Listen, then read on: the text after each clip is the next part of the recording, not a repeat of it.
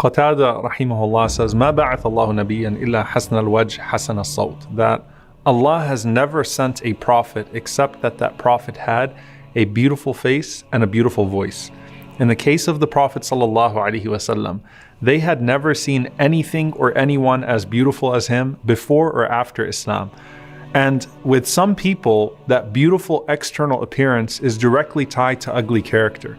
In the case of the Prophet ﷺ, as stunning and as beautiful as his appearance was, his character, for which Allah praised him, was even more beautiful.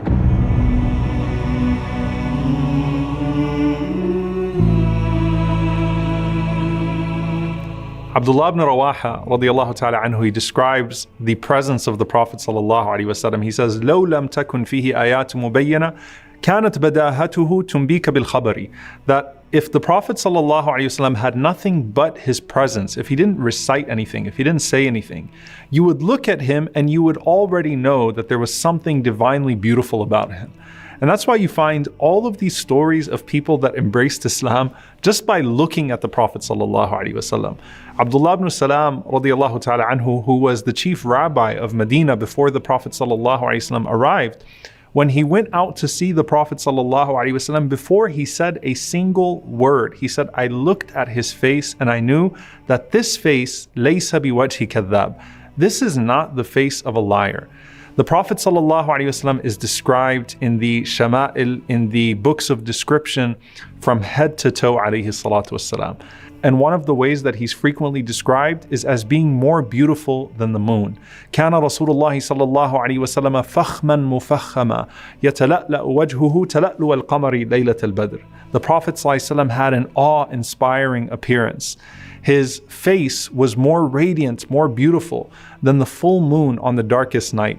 And when you think of the desert and how amazing and awesome and awe-inspiring the full moon looks in the desert, and you think about this narration of Anas ibn Malik radiallahu anhu, where he says that there was one night that I actually wanted to compare. I looked at the full moon and then I looked at the face of the Prophet sallallahu alaihi wasallam, and I asked myself which one is more radiant, and I came to the realization that the Prophet sallallahu alaihi wasallam's face was more radiant, was more beautiful than the full moon in the desert. And the full moon is not just beautiful, it's so captivating you can't look at anything else. As for everything else about him sallallahu alaihi wasallam, it was perfectly balanced. Remember, Allah Azza wa Jal describes Jibreel alayhi salam as coming to Maryam alayhi salam in the form of a perfectly symmetrical man, basharan sawiya. With the Prophet sallallahu alaihi wasallam, everything was perfectly set. He wasn't too tall, nor was he too short. His skin was not too light, nor was it too dark. He was azhar al-lawn. He had a bright skin color, but at the same time, the Prophet ﷺ was not pasty white. His face was not too round, nor was it too narrow, but it was closer to being round, sallallahu alaihi wasallam.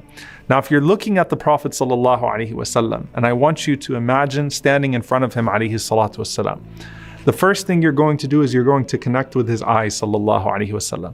And Ma'bad radiallahu anha says that the Prophet ﷺ's eyes had a perfect contrast. The black was exceedingly black in his eyes, and the white was exceedingly white. His eyelashes, alayhi salatu wasalam, were so long that it looked like they naturally had kuhul, they naturally had an eyeliner on them. And they were always moist from his tears, sallallahu alaihi wasallam.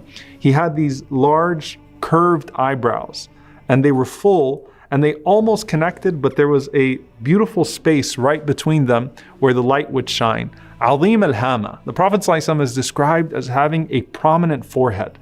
And in his forehead, there was a vein that would only show when he became upset, sallallahu alaihi wasallam. As for his nose, alayhi salatu wasalam, was not flat, nor was it too pointy. But the Prophet ﷺ had a finely sloped nose.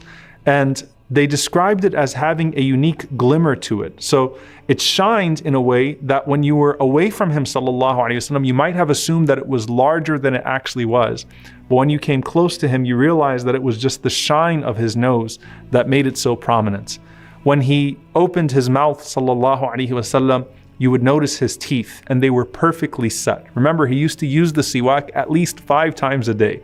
So his teeth, alayhi salatu wassalam, were described as white as hailstones, and they weren't clustered together. they were set in a way that there was a fine line between each of those teeth. And his mouth, alayhi salatu wassalam, was wide, and he's described as having a perfect articulation. His words were crisp. You could hear everything he said, sallallahu alayhi wasallam.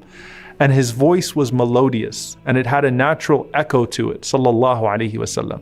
And his hair, just like everything else, is perfectly in the middle. It wasn't too straight, nor was it too curly, but instead it was wavy hair. And the Prophet ﷺ would keep it sometimes to his earlobes, sometimes he would let it go all the way to his shoulders, sallallahu alaihi wasallam. And of course, in times of Hajj and Umrah, he would shave his head, sallallahu alaihi wasallam.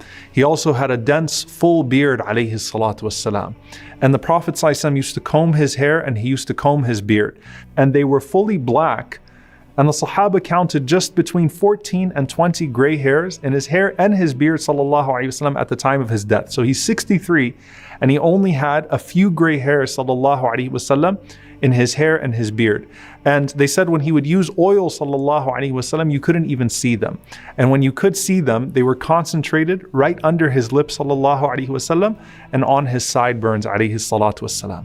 Then you come down to his neck. And the Prophet ﷺ had an elegant long neck. They said it was like the neck of a gazelle, sallallahu alaihi wasallam. And then you looked at his shoulders. He had broad shoulders, sallallahu alaihi wasallam. He was strong arms, alaihi salatu wasalam. He had a strong chest. And even until the date of his death, his stomach never extended beyond his chest, sallallahu alaihi wasallam. So he maintained his weight, alaihi salatu wasalam, and he maintained his fitness. The Prophet ﷺ was not a hairy man. So other than his hair on his head and his beard, the Prophet ﷺ did not have much hair on the rest of his body. And he had a little bit of hair on his chest and a line that naturally ran down all the way to his navel, sallallahu alaihi wasallam. Then you come to his limbs. And the Prophet ﷺ is described as having well-defined big limbs. So he had big bones, big hands, big feet. He had large calves, sallallahu alaihi wasallam. And they said that his calves were perfectly round, and then he had absolutely no weight on his heels, alayhi salatu wassalam. And his lower body was so strong, sallallahu alaihi wasallam, that he used to be able to jump on a horse and a camel and mount it with absolutely no saddle because of the strength of his lower body.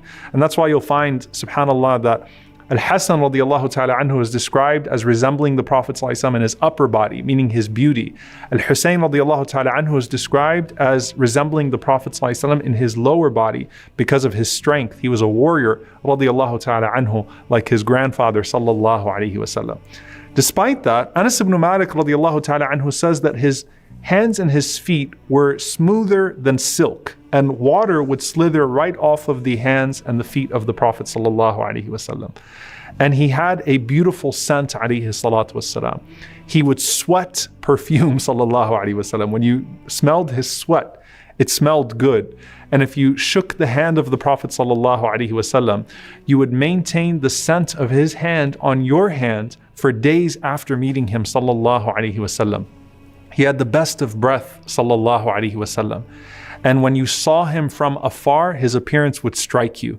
And then when he came close to you, his beauty would overwhelm you in a way that you couldn't stare at him, sallallahu alaihi wasallam. Al-Bara radiallahu ta'ala anhu said, Wallahi, I went out one night and I saw the Prophet sallallahu alaihi wasallam in this red garment.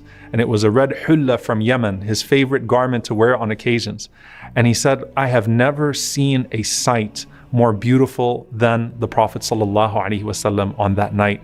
Abu Hurairah radiallahu ta'ala anhu said, when I saw the Prophet sallallahu alaihi wasallam, he was so perfectly set, it was as if he was molded in silver, sallallahu alaihi wasallam.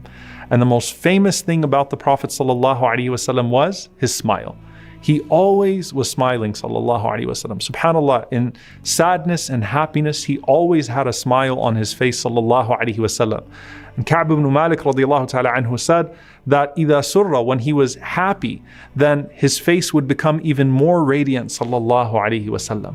And I want you to just capture this for a moment. How is it that the Prophet ﷺ smiled so much, yet he's also described as mutawasil al-ahzan, as always being in a state of grief, as da'im al-fikra, as always being in a place of deep thought. Laysa lahu raha, he never had a break, sallallahu alaihi wasallam. He always was carrying so much.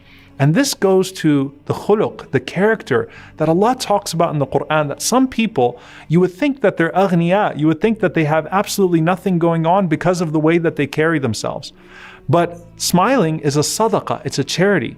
And with the Prophet ﷺ, there was no man that smiled at his ummah more than the Prophet ﷺ, but at the same time, there was no man that wept for his ummah than the Prophet ﷺ.